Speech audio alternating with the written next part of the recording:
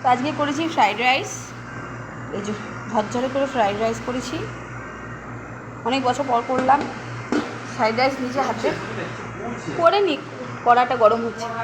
আর আলুর দম, আর এদিকে করব মাংস। এই যে এটা ওই গাজর আর ওই বিনসগুলো ভেজেছিলাম, এখন পরিষ্কার করা, আর এই মাংস করব। তো করি, স্টার্ট করি, করবো। আর আমার ফ্রাইড রাইসের লুকটা দেখো,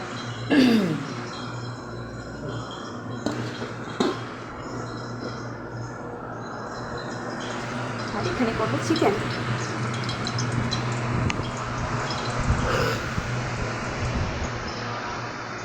আর এখানে করেছি আলুর দম, অল্প করেই করেছি যেহেতু চিকেন হচ্ছে।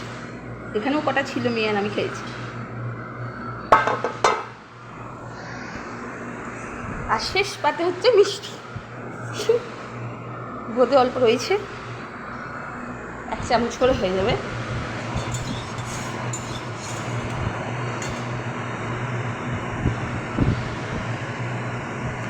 তেলটা গরম হোক, মশলাটা এখানে বেটে রেখেছি, করছি চিকেন।